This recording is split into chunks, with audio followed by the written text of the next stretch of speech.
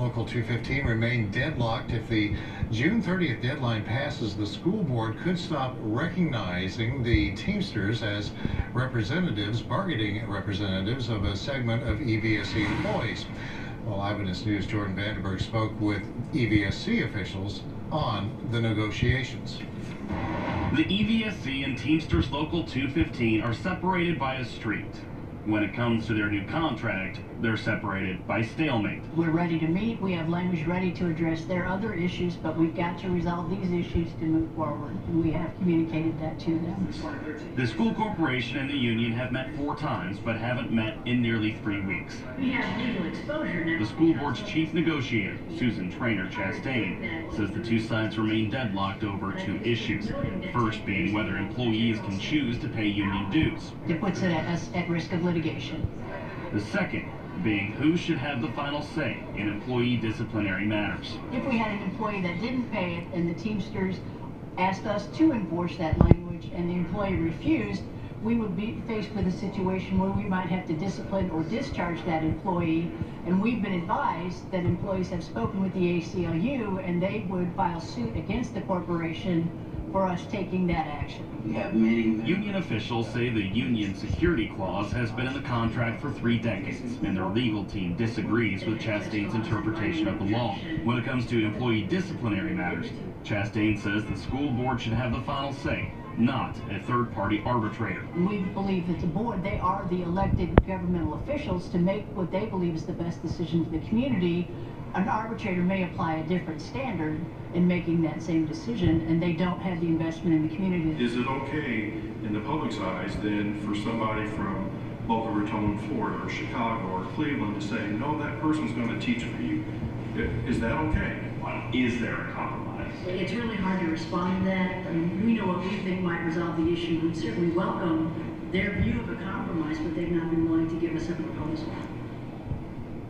Well, the Teamsters Union President Chuck Whobrey went before the EVSC board at tonight's meeting. I'm joined tonight by Chuck Whobrey to talk about these negotiations. And before we start, in fairness, we did talk to the EVSC chief negotiator, Susan Traynor-Chastain, as you saw in Jordan's report there, and you can see that entire interview, some of which you did not see on the air, on our Eyewitness News website, tristatehomepage.com. First of all, Chuck, will the EVSC and the Teamsters get back to the table now? It's now, what, June 22nd, deadline's on the 30th. Based on what was said at tonight's school board meeting, Mike Duckworth, the president of the school board, said at the end of the meeting that he was instructing their negotiator to contact our attorney to schedule a meeting, and so based on that, I assume the answer is yes. Okay, are you hopeful that something can be reached by the 30th? I don't think there's any way that we can reach an agreement by the 30th. We've had 0 discussions on the issues that we have proposed, and we haven't even talked about economic issues. And so I don't think there's any way that it's possible to have negotiation as wrapped up by the 30th. And so I would be doubtful. I think we can have positive negotiations, but an agreement by the 30th I don't think is realistic. Okay, now you've been negotiating since the early 1980s for the Teamsters. How would you describe this round of talks? There's been very little negotiations. We've essentially, in this entire round, had approximately 2 hours of negotiations. And I say that because they had our first exchange of proposals April 26th and 27th. There was really no negotiations. There was an explanation of the proposal. On May 21st, 5 weeks later, was the second negotiating that was scheduled. Our business agent had a death in his immediate family that very morning, and so we did go ahead with the meeting, but it was not what you would call normal negotiations.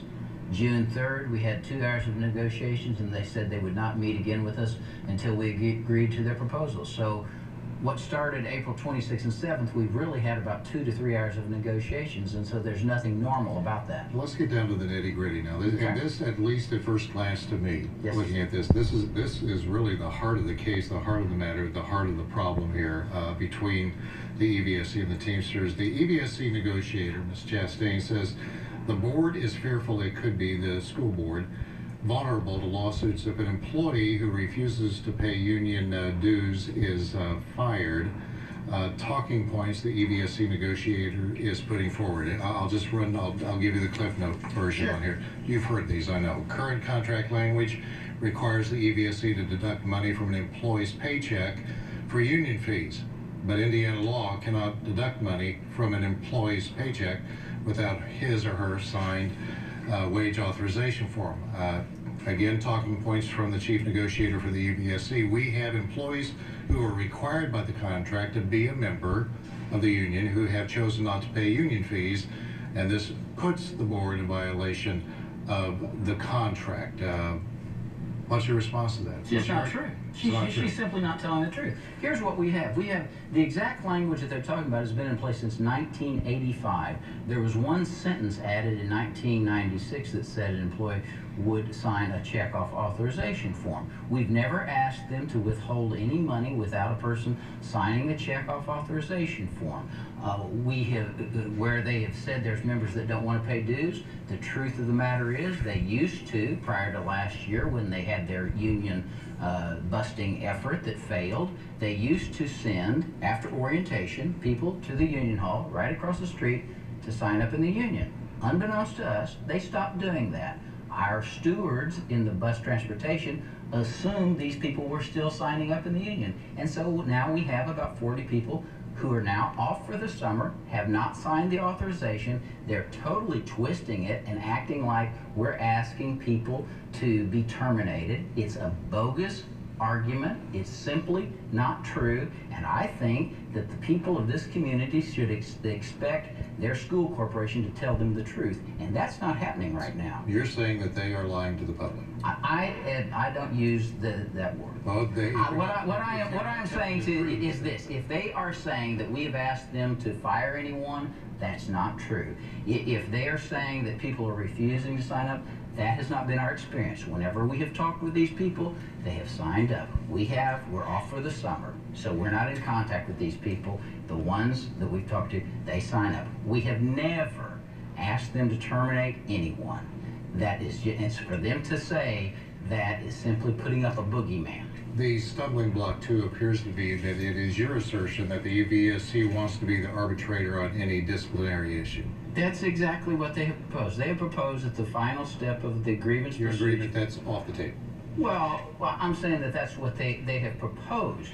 And what I'm also saying, and I said at the board meeting tonight, is they're signatory to the contract, the board.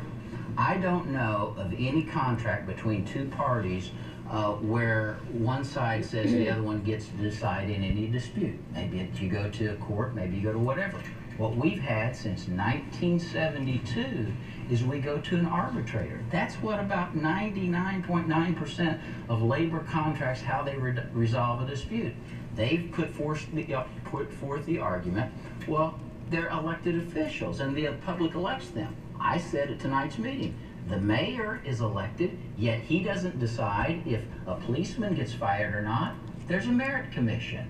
The sheriff is elected in their collective bargainings with both the FOP and our local union. A third party decides. You said on our air, I think this was about a week and a half ago, that you looked at the EVSC and referred to it almost as though it's a bully. I think that there has been a bully whenever you put out that you are threatening to withdraw recognition. That is a bullying tactic.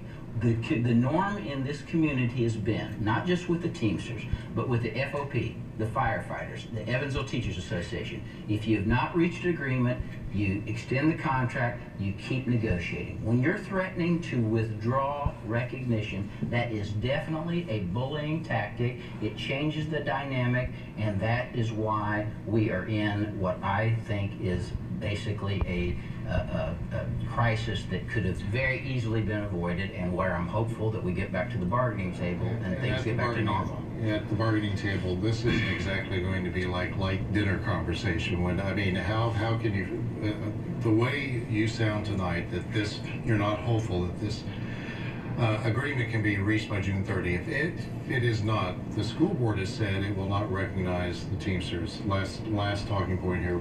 what's your response to that? What will the union do? Well, I'm not sure that the school board still has that as their attitude. I'm really not. I don't think the school board thinks we're going to reach agreement by 30th, and based on some conversations, I don't know that they're still threatening that. If they are threatening that, it'd be unfortunate. It is not the best choice. The best choice is to get people to the table, have conversations, try and reach agreement, and that's the way you do business. You don't do it by threatening one another. You don't do it by anything other than trying to have conversations and solve problems.